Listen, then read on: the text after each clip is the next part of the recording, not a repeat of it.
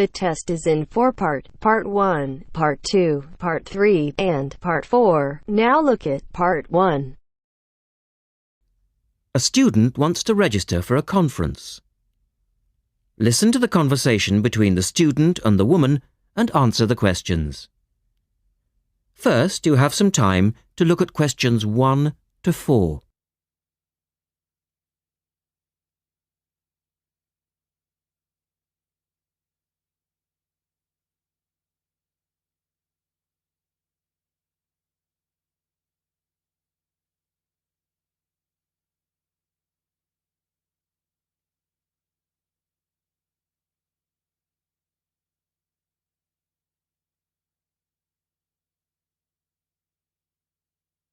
Look at the registration form.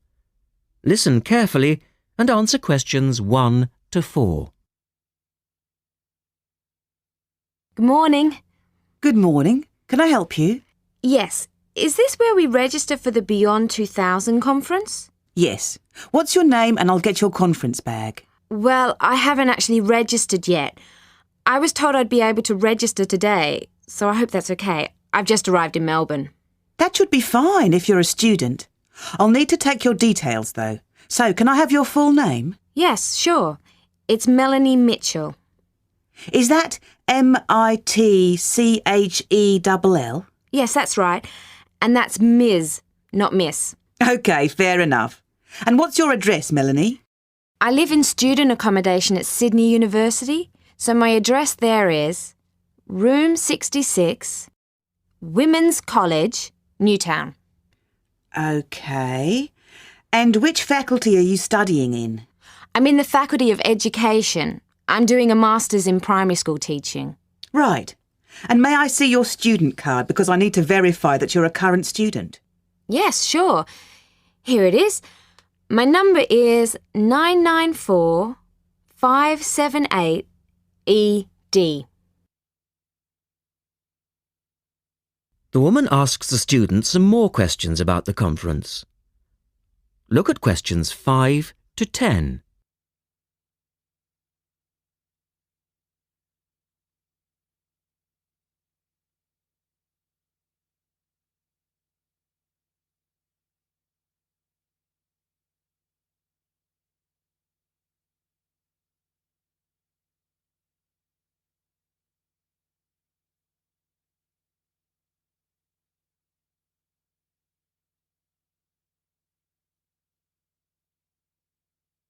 Now listen to their conversation and answer questions 5 to 10. OK. Now, do you want to attend all 3 days? The conference runs from Thursday to Saturday. Yes, I think so, if I can afford it. What does it cost? Well, you're eligible for a student discount, which makes it $15 for a day registration or $40 for the 3 days, though it is possible to register for half a day only. I'll register for all 3 days, please. Good. Now, will you be requiring accommodation while you're here in Melbourne? Yes, I suppose I will. What's available? Well, we have several levels of accommodation. You can share a room with another student for $25 a night. Or you can have your own room but share the bathroom. I believe it's just down the corridor. That's $45. Right. Or you can have a single room with your own bathroom. I don't mind sharing a room. On second thoughts, yes, I do. I'll have my own room, but I'll share the bathroom. Right. Now, the conference fee does not include meals, though you do get tea and coffee in the breaks. Shall I put you down for lunch? That's an extra $10 a day. And there's the conference dinner on Friday night, which is $25. Oh, and what about breakfast? Hang on a minute. It's all starting to sound rather expensive. I'll have the lunch, but not the dinner or breakfast, if that's okay. Perfectly okay. Now, a couple of other things. There are a number of special interest groups organised. They're known as SIGs, and you're asked to nominate your preference. They'll take place on the Friday afternoon and Saturday morning, but they're filling up quickly, which is why you need to nominate now. Right. What are the SIGs? Well, there are 6 altogether. Let's see. On Friday, you have a choice between computers in education or teaching reading skills. Or a session on catering for the gifted child. Oh, they all sound interesting. But technology in the classroom is really my area of interest, rather than reading. So I'll go for that. I can probably read up on the gifted child topic myself. Right. And then the Saturday options are a session on cultural differences, or there's music in the primary curriculum, or you could go to the one on gender issues in the classroom. Wow! Can I go to them all? They all sound fascinating. Afraid not. Well, I'm really interested in how boys and girls behave differently, even when they are very young, so I'd better opt for the third session, even though the cultural differences sig is probably really interesting too. Right. And the music option would be interesting. And how would you like to pay? We accept most credit cards or bank cheques, but not personal cheques, I'm afraid. Been caught out too often before. And cash, of course. We never say no to cash. I'll have to put it on my card because I don't have enough cash on me right now. That's fine.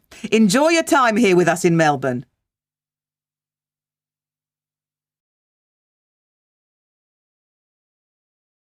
That is the end of part 1.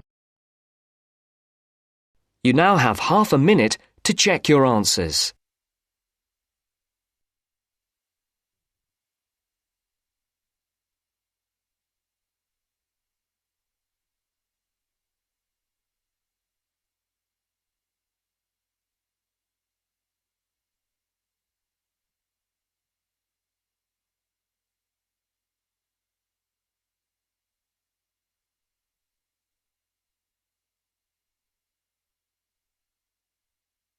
Now turns to part 2.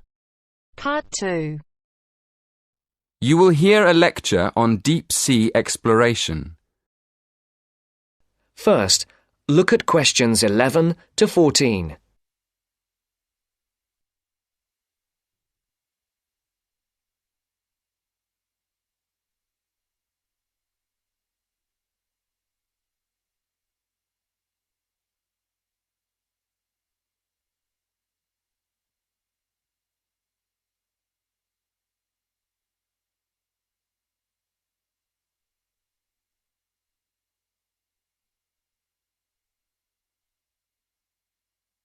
Listen carefully. Good evening. My talk this evening will cover 3 main themes. First, I'll outline a timeline of how deep-sea exploration vessels developed. Secondly, I'll describe the most recent of these, the Deep-Sea Challenger.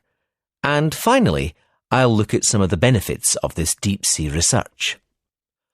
OK, to start with, let's look at how underwater exploration vehicles have developed over the years. The first manned deep-sea exploration vessel was invented in the 1920s. It was called a bathysphere, better known as a diving bell. It was basically a round metal structure with windows with just enough room for 2 men to sit in. And it was lowered into the ocean on a cable. The first descent in the diving bell took place in 1930, and in 1934 it went down to a depth of nearly 1,000 metres, which was impressive for the time. The problem with the diving bell was that it had no power of its own, and there wasn't much room for the researchers to move around. So, the next development after the diving bell was the bathyscaphe, a small manned submarine invented in the 1940s. The difference between the two was that the bathyscaphe had its own power source, which allowed the scientists to investigate in the depths of the ocean more freely. A bathyscaphe called the Trieste reached a record depth of 10,000 metres in 1960. Since then, a new record has been set by James Cameron, who descended to a depth of 11,000 metres for the first time in 2012. Before the broadcast continues, look at questions 15 to 20.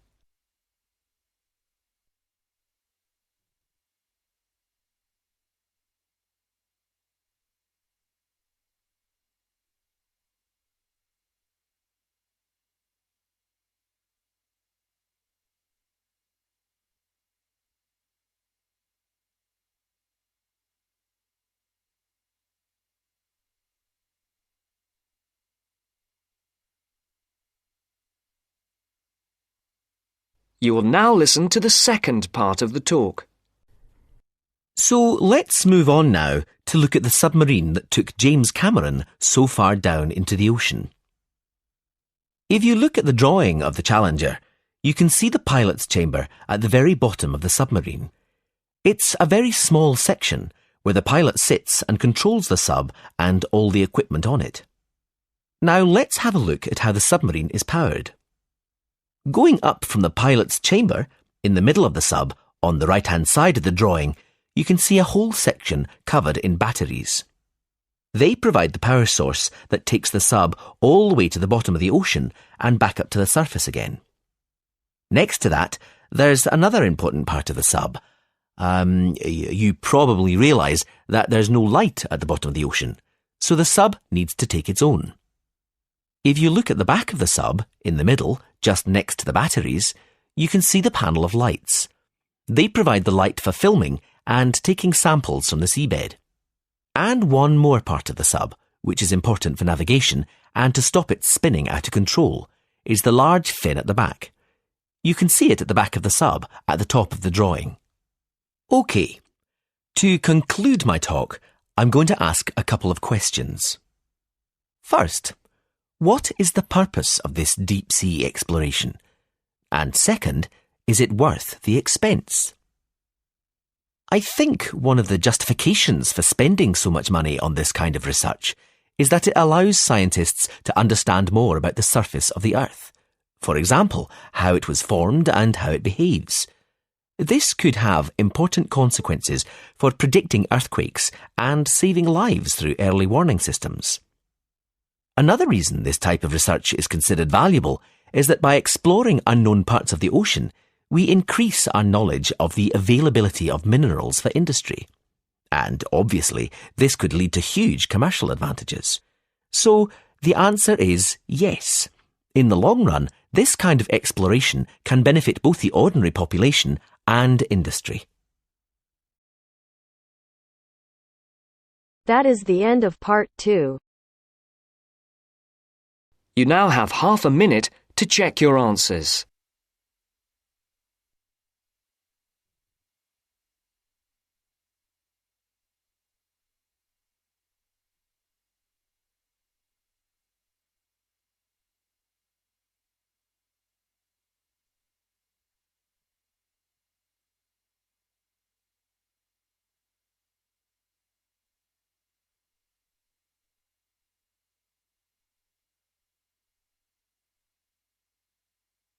Now turns to part 3.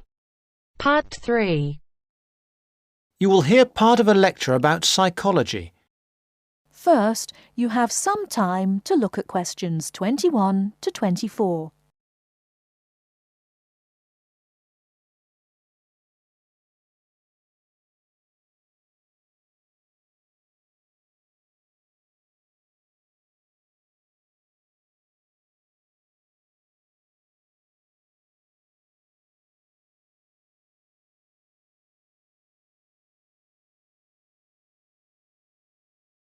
Now, listen carefully and answer questions 21 to 24. In this lecture, I want to introduce you to the life and work of a famous psychologist, a psychologist who had a big influence on the field of social psychology. Social psychology deals with group behaviour and the individual as a member of a group, and Solomon Asch made a most important contribution. Solomon Asch worked mostly in the USA, but he was born in 1907 in Poland, and he came to the US when he was 13. He went to an ordinary high school, and as he had an interest in human behaviour, he decided to study psychology. He was quite disappointed with his first acquaintance with psychology. It seemed to be all about rats and mice, and that didn't interest him at all. However, he persevered and eventually became a professor of psychology. Now, the experiment which made his name is called the line judgment task. Participants were asked to compare some simple lines. More precisely, they were given a card with 3 lines, then were asked to compare another single line and say whether it was longer or shorter than the lines on the card. What a participant didn't know was that in reality all the other participants were effectively actors.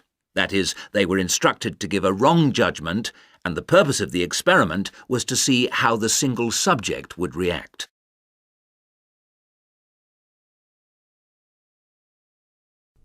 Before you hear the rest of the talk, you have some time to look at questions 25 to 30.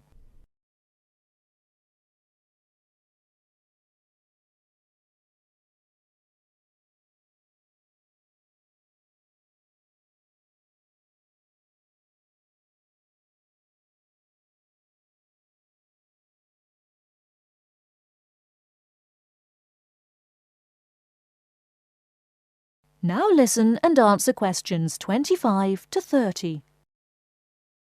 Listen to the second part of the talk. The subject would hear the others saying things about the length of the line which were clearly false. Most subjects answered correctly, in spite of the incorrect judgments of the others, but a proportion, 32%, conformed to the majority view, the incorrect view. This proportion was much, much higher than anticipated. Before the experiments, they'd thought 15% or lower might do this. To give you a bit more detail, I have an illustration up here on the board. A group of 6 or 7 people were given a card with 3 lines on it. There is a short vertical line, on the right of which is a longer line, and on the right of that there is another, still longer line. However, it's clear that the longest line is the right-hand one, the second longest, the middle one, and the shortest is the one on the left. The participants were given a second card with just 1 line on it. I should add that in these experiments people became very distressed. They found it very hard to deal with a situation where people were telling them things which were against the evidence of their own eyes. One woman became extremely agitated, running about measuring and looking and checking and shouting in a kind of massive anxiety. Now, what experiments which occurred sometime later found was that other factors can influence the result. For example, when there were more so-called participants, there was even more conformity. On the other hand, when people were able to respond in secrecy, by writing the result down, for instance, they made fewer incorrect judgments about the lines. Subjects gave various explanations for why they made the decisions they did. Although they weren't put under pressure by the experimenter, many felt that they would somehow spoil the experiment and upset the person running it if they didn't agree, no matter how stupid they felt. More simply, in other cases, they said they just wanted to not show themselves in a bad light. Whatever the reason, Ash's experiment has had a long history, and although incredibly... That is the end of part 3. You now have half a minute to check your answers.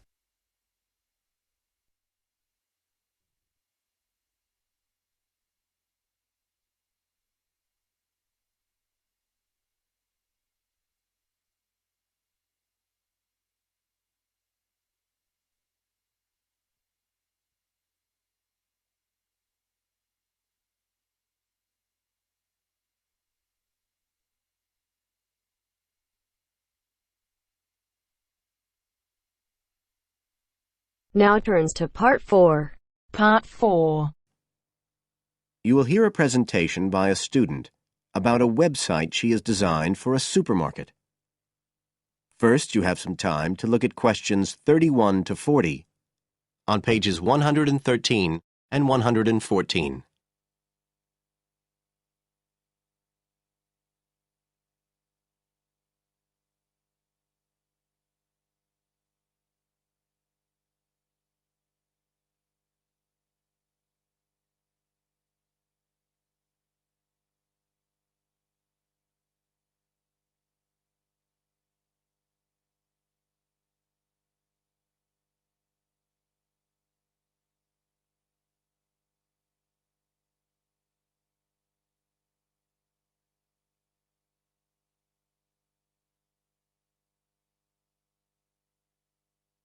Now listen carefully and answer questions 31 to 40. For my website design project, I decided to approach SuperSave supermarkets because I have an evening job at the supermarket, so I already have a slight insight into their organisational goals and workings. The field research for my project was in 2 stages.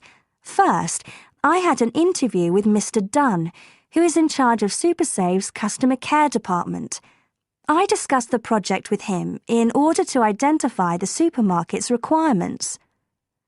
Mr. Dunn said customers are often unwilling to make a face-to-face complaint when they've experienced difficulties with a product or a member of staff or anything related to the supermarket.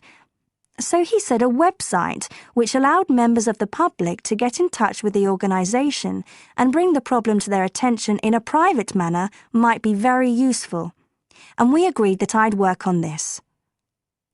For the second stage of my research, I devised a questionnaire to put to SuperSave customers. I needed to find out about the customers' experiences of problems together with their attitudes towards making complaints, both directly and indirectly. I used a mixture of closed questions, such as, have you ever experienced a problem at any SuperSave store? And open questions, such as, what would you find helpful about a customer complaint website? I decided to do interviews rather than rely on distribution of the questionnaire, as I felt this was likely to lead to a higher take-up rate. I visited 4 SuperSave stores, 2 in the city centre and 2 in the outskirts, and altogether I interviewed 101 respondents. Then finally, I analysed the results.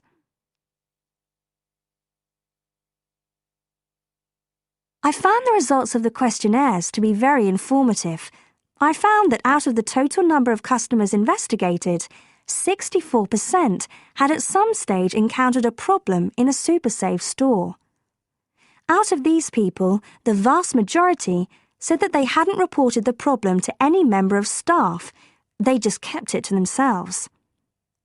The next thing I tried to find out was why they hadn't complained. Well, about 25% of the people I interviewed said the reason was that they couldn't be bothered, and a slightly smaller percentage said that they didn't have enough time. But 55% said the reason was that they felt intimidated. I finally asked if they would be more likely to complain if they didn't have to do it face-to-face, and nearly everyone I asked said that they would, 95% to be exact. I then set about designing the website to meet these needs. Once I'd completed the website, I made another appointment with Mr. Dunn to find out what he thought of it. Mr. Dunn said he felt that the pages would benefit his organisation by giving customers a new way of expressing their complaints and by making it easier to collect complaints, identify specific places where service and customer care were not as good as they should be, and act upon them accordingly. SuperSave is already a highly customer-orientated organisation, and he thought our website would be an excellent addition to their customer care effort.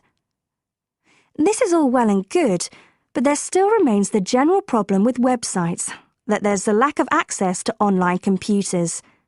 Surprisingly, in my survey, I found that 88% of those interviewed had access to the internet, which I felt was quite high. But this access wasn't always direct. For some people, it was through their children and grandchildren and neighbours and so on, rather than being readily available in their own homes.